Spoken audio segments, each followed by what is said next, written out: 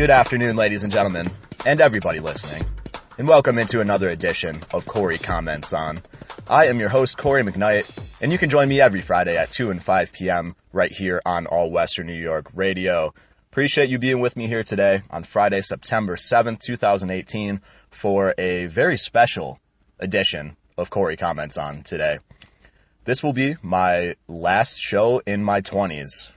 I am turning 30 years of age on Tuesday. As much as that hurts to say that out loud and like it's reality now, Dirty 30 on Tuesday, September 11th, is my B-Day, and I'll be celebrating with a lot of tears and a lot of beers. And I want to talk about beer today. We got a lot to talk about today. It's the last show of my 20s, and speaking of beer, it's National Beer Lovers Day.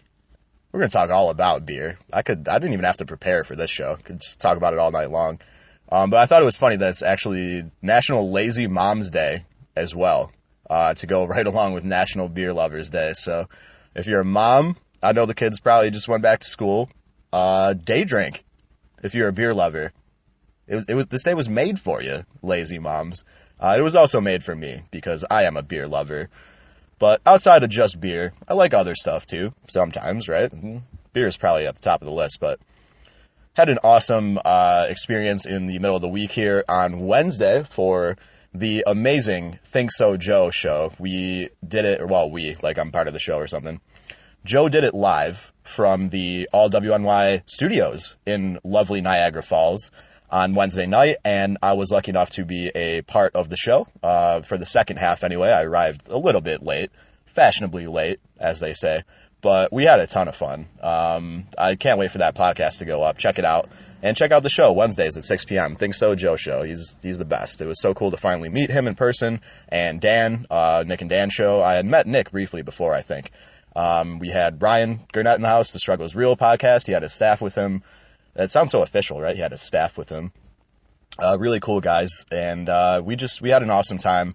Had a little meeting after the Think So Joe show, which was an extended version, by the way, because we were left on the air with no guidance and no censorship. Scott, that was all on you, but it was really fun. And I drank some beers. We drank some beers. I want to talk about beer. Let's get right into it. National Beer Lovers Day, right? So, what do you want to know about beer? What do I want to know about beer? What do I want to tell you about beer?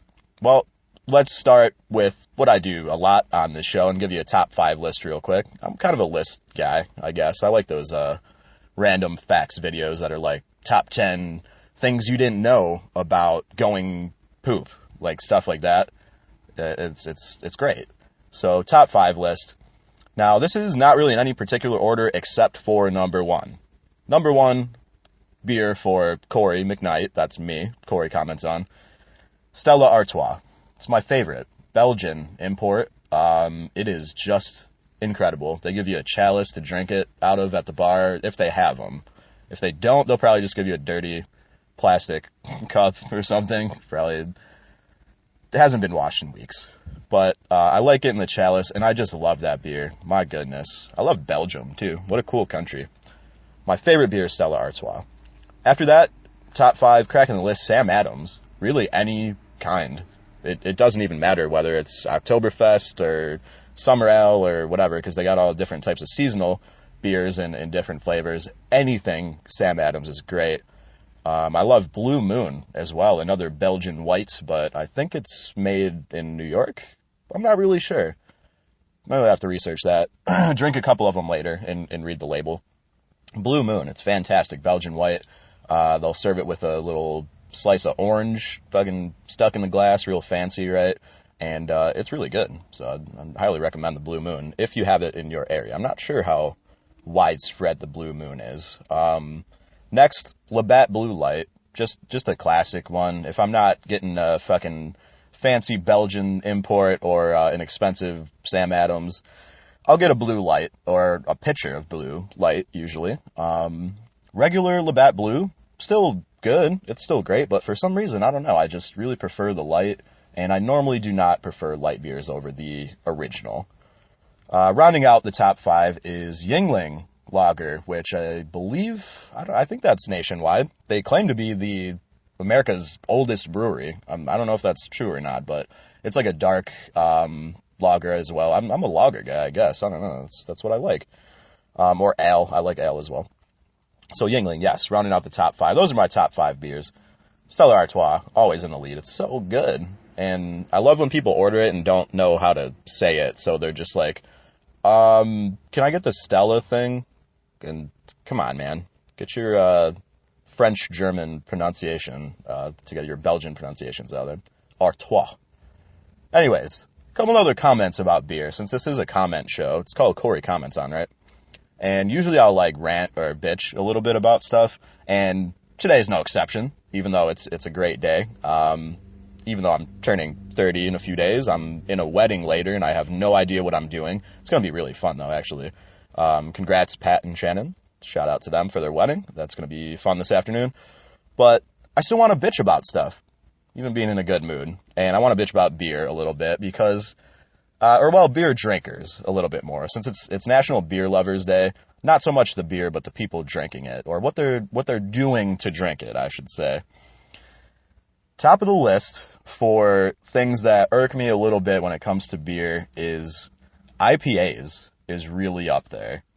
India Pale Ale, I believe, is what that stands for, and it just means, to me anyway, that this beer is going to be expensive, and it's going to taste pretty awful. But if you drink it, everyone will think you're cool. Order an IPA that's like $7 a bottle. Maybe there's a little more alcohol in it. Tastes like fucking garbage juice. But everyone will think you're real cool and trendy and on the cutting edge of beer connoisseurism. Is that a word? They taste like crap. I don't like IPAs much. I mean, I've had a couple where I really didn't quite mind them, but I could never order a pitcher of IPA or sit and drink a 6-pack of IPA. It just, I don't know, the bitter beer face. I don't know if you guys remember those commercials. Bitter beer face. I don't like the IPAs. I tried one when I was in Pittsburgh several years ago for a concert. Went to go see My Morning Jacket. They're sick. Check them out. And my buddy highly suggested that I try this beer called Big Hop that they served at the local tavern on Main Street or whatever down in Pittsburgh. And from the name, I should have known that it was literally just made of hops only, which are bitter as fuck. But I tried it anyway, because it had like a frog on the tap, and it was like, Big Hop, get it? Frog's Hop, and I thought it looked kind of cool. Holy shit, that was not the worst beer I've ever had, but maybe one of the worst tasting beers. I don't know. I guess those things go hand in hand, but Big Hop in Pittsburgh, avoid it at all costs. Blue Point, for one that brings us back home into New York, Blue Point Brewery makes a beer called Hoptical Illusion, which is, of course, mainly based off hops, and also not quite as bad as the Big Hop in Pittsburgh, but it's just also bitter as hell, and I feel like it's just trendy, almost, to order these IPAs and pretend that you're enjoying them. I don't know, maybe you're an IPA person. I'm personally not.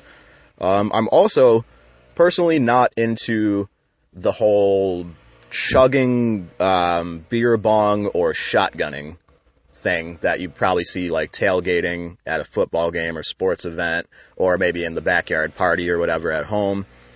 It can have its place, and I think it's funny to watch it. I think it's funny to watch somebody do a keg stand or shotgun a beer and fucking waste the entire thing. But I don't get into it because it's a waste. Shotgunning a beer especially. It just fucking explodes everywhere. And then you try to chug it as fast as you can. Some people don't even realize you gotta pop the tab after you stab it, and it's just a mess. Shotgunning the beer, I feel like it's a waste. Drinking games are cool, though. I'm all for drinking games, in most contexts anyway. Beer pong, of course. It's a classic one. Maybe some can jam. I think you can turn that into a drinking game, where you throw the frisbee through the slot in the barrel. I don't know if everybody knows what can jam is. Check it out. One of my personal favorites ever, though, actually, a couple underrated drinking games. There's one called King's Cup, and that one is just a shit show waiting to happen. You place a large cup or pitcher or chalice or any type of container in the middle of the table, and then you spread out all 52 cards from a deck of playing cards around them. The people that are sitting around the table draw a card, and there are rules based on every individual card. So, for example, if you draw an ace, I believe we usually would do what's called a waterfall. So the person that draws the ace picks it up. They say, okay, I drew an ace. They pick up their drink, their beer, whatever, and they have to start drinking it continuously, chugging it.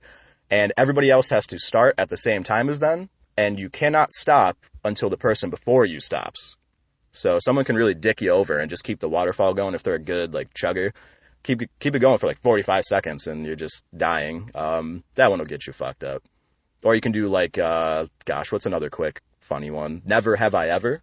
That's one of the rules. If you draw, like, a 4 or something, there's different rules for everybody's, like, house rules for this game, but never have I ever. So if you draw a 4 or something, put it down, and you go, never have I ever had a penis in my mouth, or something like that. And all the people who have had a penis in their mouth, for example, have to take a drink and admit in front of everybody that, I mean, not that there's anything wrong with that, but you might get some interesting scenarios with the never have I ever. I've gotten a couple girls to, like, throw drinks at me because we'll leave that one out. But anyways, the last one I wanted to mention for drinking games, Polish horseshoes.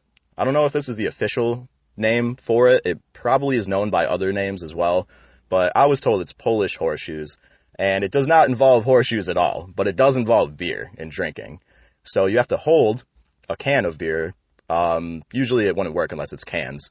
So you're holding a can of beer in one hand, and you're throwing a frisbee with the other hand. You must always be holding your can of beer. Always. You can only use one hand to do the frisbee tossing, and you're throwing your frisbee at a wooden pole that has a disc on the top of it, but it's, like, very precariously placed, so it's wobbly. It's supposed to be wobbly.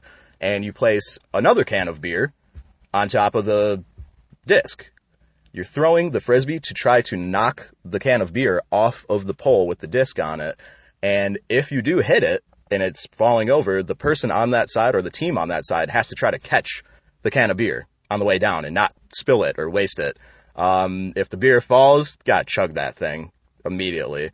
There's all kinds of different rules. If you hit the pole and knock it down, or if you hit the beer on contact right at the can, it's really fun. Check it out. It'll get you drunk. Polish horseshoes. It'll get you drunk. So will Sam Adams. Sam Jackson.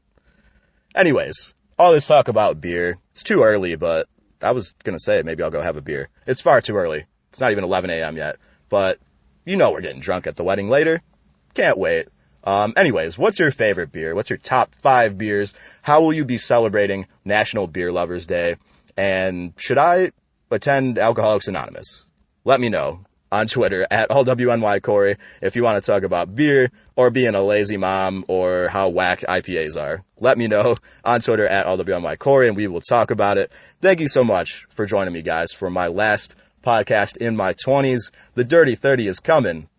I'm not prepared, but I hope everybody has a great day. Enjoy your weekend. Be safe, and I will see you next Friday, guys. Take care, everybody. Peace.